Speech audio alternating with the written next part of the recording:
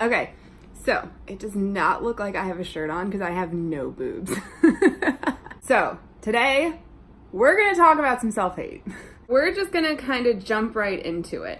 I know a lot of people are going to probably disagree with this statement, but I'm a firm and big believer that if you disagree with it, it was probably because you were one of those girls. So I'm just gonna say it. I grew up in a really rich, snobby town in upstate New York. So in like the 6th grade, if you didn't come in with your Starbucks or Abercrombie double polos, wearing your Abercrombie perfume, and you weren't a size 0, you had no friends. Well, at least like for me. Because of that, I was always that girl trying to be a part of the cool kids when in reality, I just made myself look like a bigger douchebag. Nobody wanted to be my friend. Everybody made fun of me, and that's the end of it. So all that happened probably about the 6th grade. By the time I got into 7th grade is really when I started to self-harm.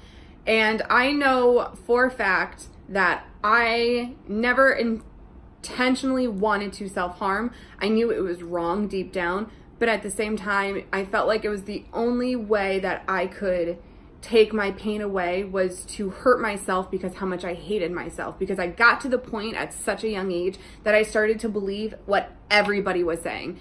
And I'm not saying that every single girl was mean to me in school, but if there was like a group of 10 girls from Saratoga, New York, maybe only one of them, if not maybe 2 of them would be nice, but one of them would be talking shit, so we're gonna go back down to 1.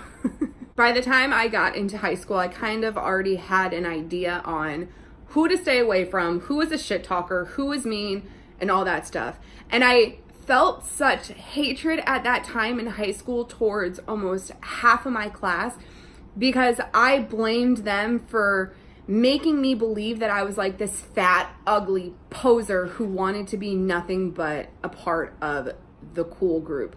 Did I at one point? Sure, but I mean, what girl doesn't want to? And it took me so many years to kind of like pull myself away from that thought.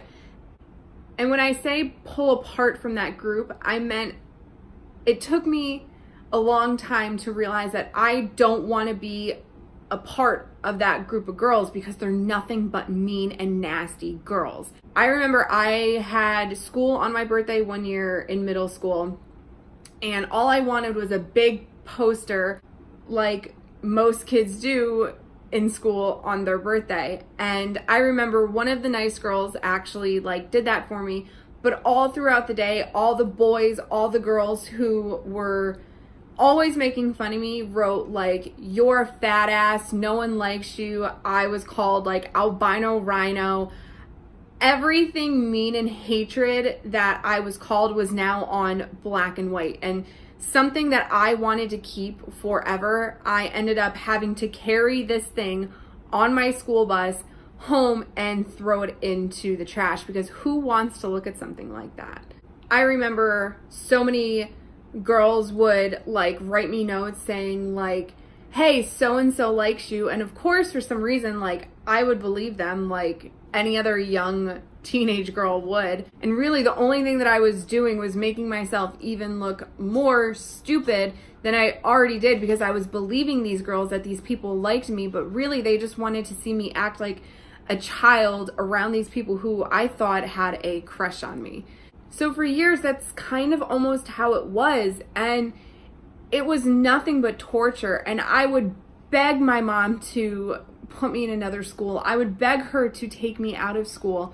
And, you know, my mom tried so hard to really kind of help me be like, you know, you don't need to be friends with those girls and, you know, just try and do everything to help. But, you know, when you're constantly having to be at this one place every day for years, for some reason I still wanted to be friends with them. And looking back, I feel like that is like the one thing I wish I could tell myself was that it's gonna be okay. You don't need those girls and you're fine by yourself. So if anybody knows me, they know that before I moved to South Carolina, I went hard when it came to partying. Like, I was addicted to partying.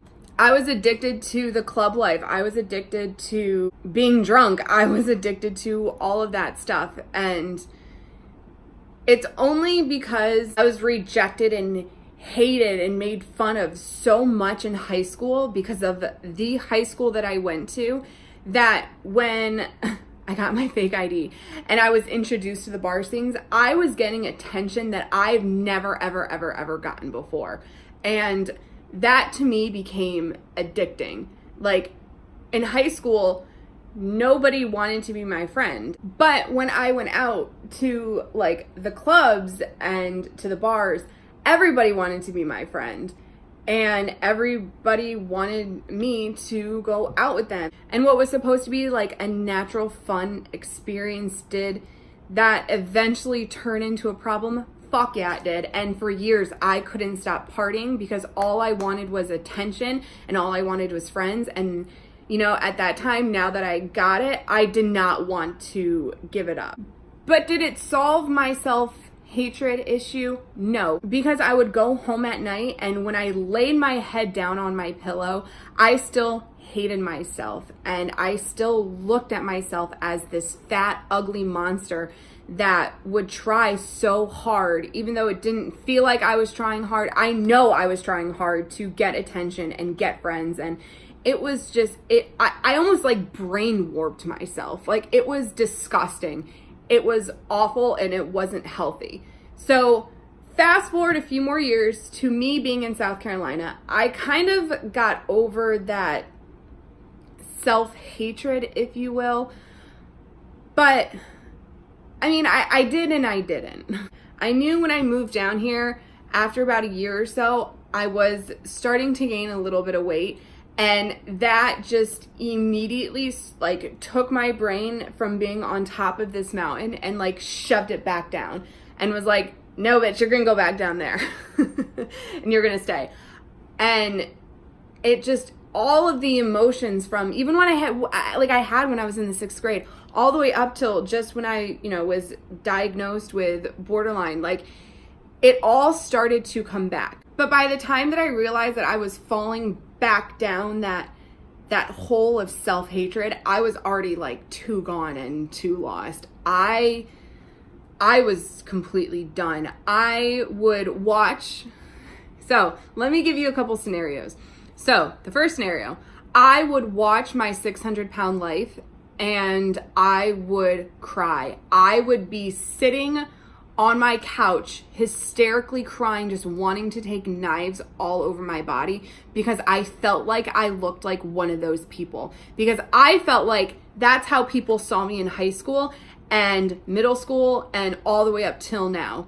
Another scenario was, I cannot even tell you how many times I would wake up in the middle of the night and just start bawling. I would wake up out of a dead sleep and I would be crying so hard that my bed would be shaking, and then I would be crying even harder because I'm like, oh my God, my bed is shaking because I'm fat, that it would wake Sarah up and I would just be hysterically crying because I didn't want to live anymore. I did not want to breathe a single breath of air in this body, in this skin, because I hated it, because I felt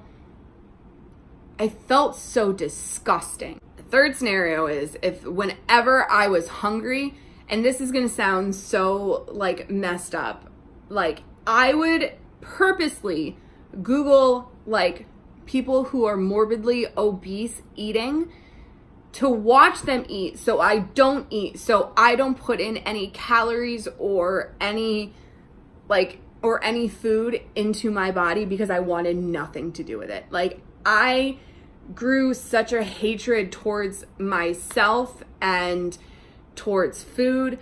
I mean, when I was partying, you know, for those 4 or 5 years, it did kind of go away for those few years because I think I was obviously putting my mind on other things, putting my mind on like, what am I going to wear that night? What alcohol am I going to be drinking? Oh, I wonder what songs are going to be on at the clubs tonight. Like, I put my mind completely elsewhere. So once I took myself from New York, planted my ass in South Carolina, you know, being by yourself a lot more often because you don't know anybody down here and you can see that you are putting on weight, you are the only one here, you don't have that many friends, you start to believe yourself all over again. And I never forgot how I felt in middle school. I never forgot how I felt in high school. So my brain automatically shoot back to all those years ago, and it was just a complete shit show. It was a absolute shit show. I know that self-hate is something that I'm going to be working on for probably the rest of my life. To this day, it is still hard for me to do little things. It's hard for me to accept compliments from people. When I post a picture and someone comments on it and is like, "Hi, you look so pretty," it's hard for me to say thank you, because I feel like if I say thank you, that means I'm agreeing with you that I think I look pretty too.